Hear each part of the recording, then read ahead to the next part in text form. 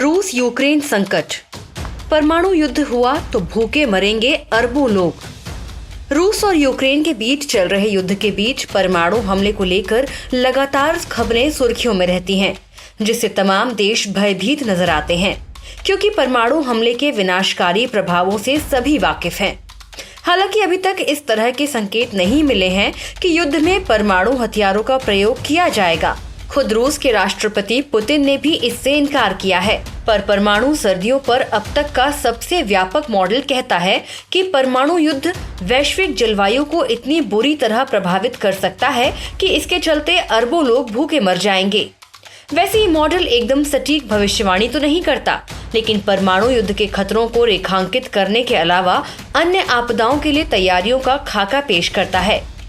ये तो विदित है कि भीषण विस्फोट वायुमंडल में इतनी धूल, राख और कालिख उड़ा सकते हैं कि पृथ्वी की जलवायु प्रभावित हो सकती है। 1815 में माउंट तंबोरा के ऐतिहासिक ज्वालामुखी विस्फोट से निकली राख ने पूरी पृथ्वी को ढक दिया था, जिसने धरती तक पर्याप्त धूप नहीं आने दी। नतीजतन एक साल जाड़े का मौसम बना रहा था।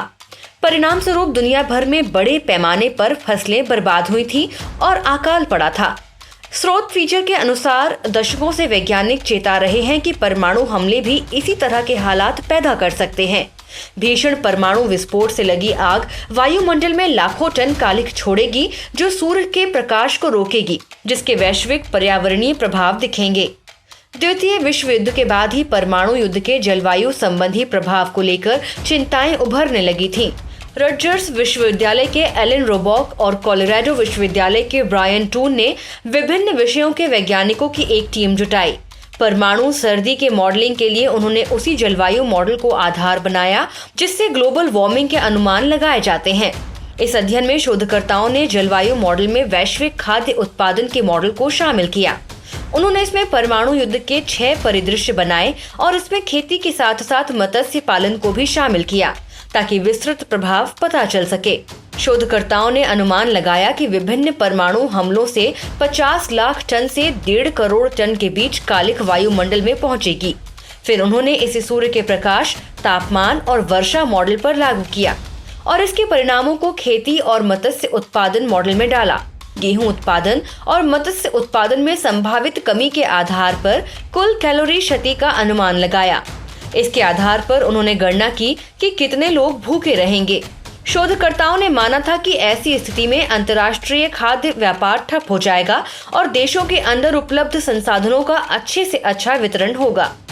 फूड नेचर में शोधकर्ता बताते हैं कि यदि संयुक्त राज्य अमेरिका, उसके सहयोगी देश और रूस के बीच परमाणु युद्ध होता है तो उसके कुछ साल बाद वैश्विक औसत कैलोरी उत्पादन में लगभग 90% की कमी आएगी। इस अकाल से लगभग 5 अरब लोग मारे जाएंगे। शोधकर्ताओं ने अपने मॉडल में आपातकाल के लिए खाद्य बचत रणनीतियों के प्रभाव को भी जोड़कर देखा, जैसे चारा और घरेलू कचरे को भोजन में परिवर्तित करना, और पाया कि बड़े युद्ध की स्थिति में ये प्रयास ऊंट के मुंह में जीरे के समान होगा। कुछ शोधकर्ता इन अनुमानों की व्याख्या करने में सावधानी बरतने का आग्रह करते हैं, क्योंकि काफी कुछ इस बात पर निर्भर करेगा कि इस तरह की वैश्विक तबाही पर मानव समाज किस तरह प्रतिक्रिया देगा। देखा जाए तो मॉडल में सुधार की गुंजाइश है, लेकिन शोधकर्ताओं का उद्देश्य तबाही के सटीक अनुमान प्रस्तुत करने की बजाय जोखिम के स्तर को सामने लाना था। इन भयावह स्थिति की संभावनाओं ने लोगों को इससे निपटने के तरीके तलाशने के लिए प्रेरित किया है। उदाहरण के लिए समुद्री शैवाल जैसे खाद्य को बढ़ाना, कागज कारखानों को शक्कर उत्पादन के लिए ढालना, बैक्टीरिया की मदद से प्राकृतिक गैस को प्रोटीन में परिवर्तित करना और परिवर्तित जलवायु के हिसाब से फसलों को स्थानांतरित करना। ऐसे तरीके भोजन की उपलब्धता में नाटकीय वृद्धि कर सकते हैं। भूखे मरने से अच्छा है बेस्वाद खाना, और इस तरह के ख्याली अभ्यास मनुष्य को परमाणु युद्ध से उपजी आपदा के लिए ही नहीं, बल्कि जलवायु परिवर्तन और अन्य आपदाओं के लिए भी तैयार कर सकते हैं। बहरहाल सबसे बेहतर उपाय तो यही होगा कि किसी भी कीमत पर परमाणु युद्ध टाले जाएं।